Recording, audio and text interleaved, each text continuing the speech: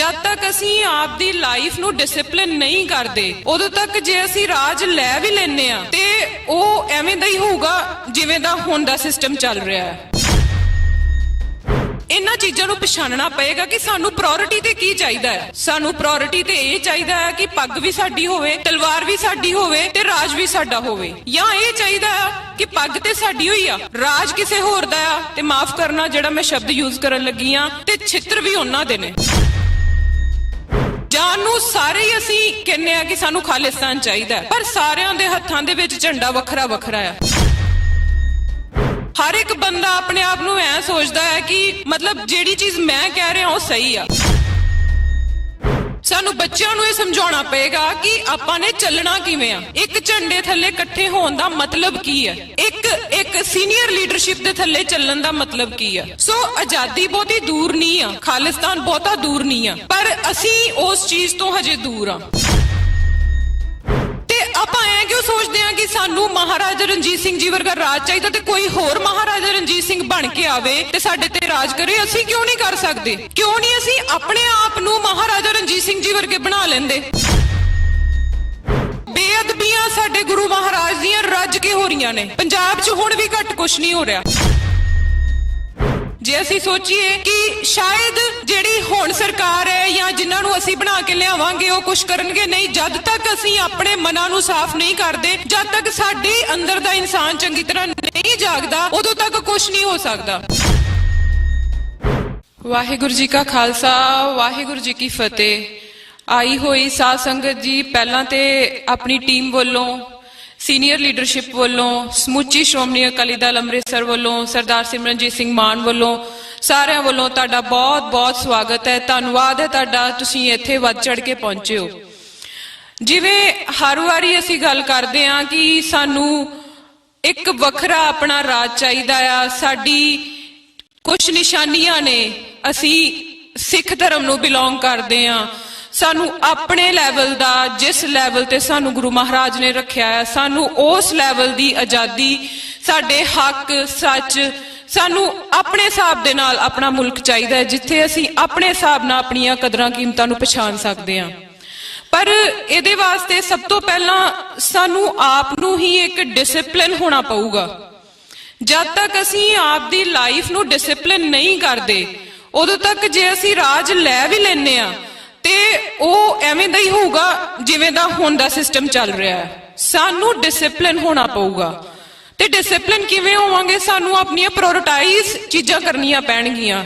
रोजमर्रा दी जिंदगी च असीं हर चीज़ नूं उपर रखदे हां, मेरे लिए पहल दे आधार ते है, दूजा है, तीजा, चौथा, पंजवां, सारे काम आपां आपदे प्रायोरिटाइज दे हिसाब नाल करदे हां। सो जे असीं आपदे राज दी गल करदे हां, इहदे वास्ते भी सानू इन्हां चीज़ां नूं पछाणना पएगा कि सानू प्रायोरिटी ते की चाहीदा है। सानू प्रायोरिटी ते इह चाहीदा है कि पग भी साडी होवे, तलवार भी साडी होवे ते राज भी साडा होवे, या इह चाहीदा है कि पग ते साडी होई आ, राज किसे होर दा आ ते माफ करना जिहड़ा मैं शब्द यूज करन लगी आ ते छित्र भी उन्हां दे ने। सो प्रायोरिटाइज करो चीज़ां नूं, एक सीक्वेंस दे हिसाब नाल चलीए। जानू सारे ही असी कहने आ कि सानू खालिस्तान चाहिए, पर सारियां दे हत्थां दे विच झंडा वखरा वखरा है। हर एक बंदा अपने आप नूं ऐ सोचदा है कि मतलब जेड़ी चीज मैं कह रहा वो सही आ।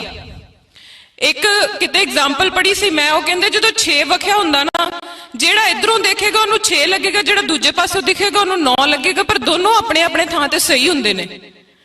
सो अपने माइंड लैवल नूं सानू सैट करना पएगा, अपने आप नूं डिसिपलिन तरीके नाल लैके आउणा पएगा। सानू बच्चों नूं इह समझाउणा पएगा कि आपां ने चलना किवें आ, एक झंडे थल्ले इकट्ठे होण दा मतलब की है, एक सीनियर लीडरशिप दे थल्ले चलण दा मतलब की है। सो आजादी बहुती दूर नहीं आ, खालिस्तान बहुता दूर नहीं आ, पर असी उस चीज तो हजे दूर आ। साडा लैवल हजे उत्थों तक नहीं असी पहुंचा पा रहे जिहड़ा मैनूं लग रहा है।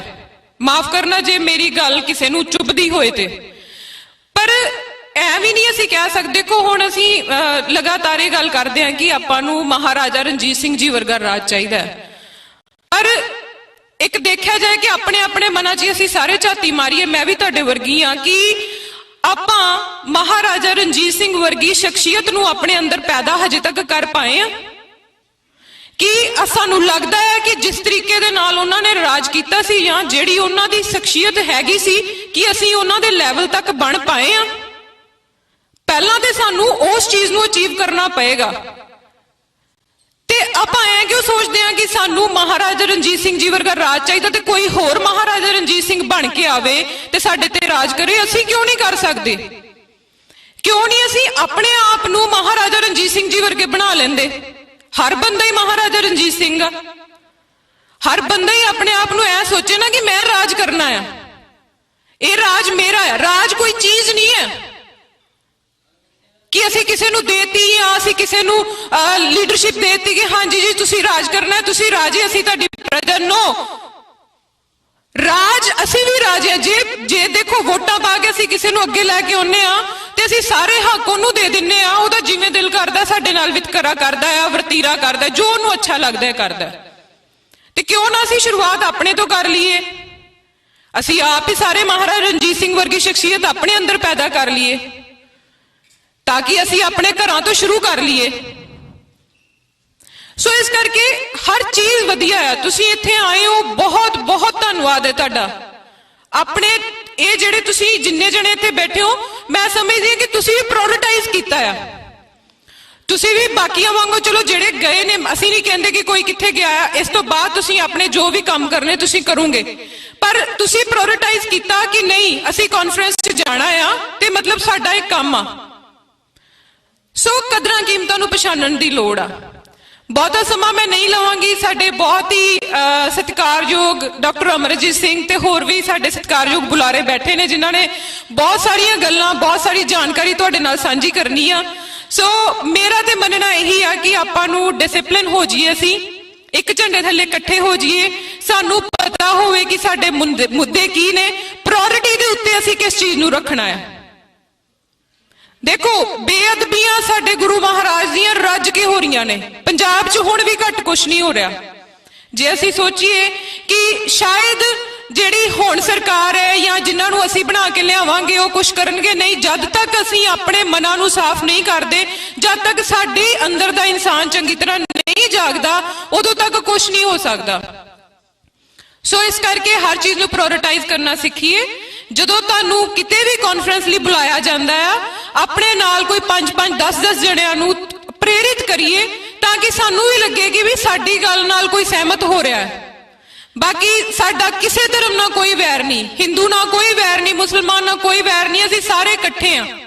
ਜਦੋਂ ਸਾਡੇ ਗੁਰੂ ਮਹਾਰਾਜ ਨੇ ਸਾਡੇ ਨਾਲ ਵਿਤਕਰਾ ਨਹੀਂ ਕੀਤਾ, ਕਿਸੇ ਧਰਮ ਨਾਲ ਵਿਤਕਰਾ ਨਹੀਂ ਕੀਤਾ, ਸਾਡੀ ਕੀ ਔਕਾਤ ਅਸੀਂ ਕਿਸੇ ਧਰਮ ਨਾਲ, ਕਿਸੇ ਫਿਰਕੇ ਨਾਲ, ਕਿਸੇ ਬੰਦੇ ਨਾਲ ਕਾਸਟਿਜ਼ਮ ਦੇ ਉੱਤੇ ਵਿਤਕਰਾ ਕਰ ਦਈਏ? ਨੋ, ਕਦੀ ਵੀ ਨਹੀਂ।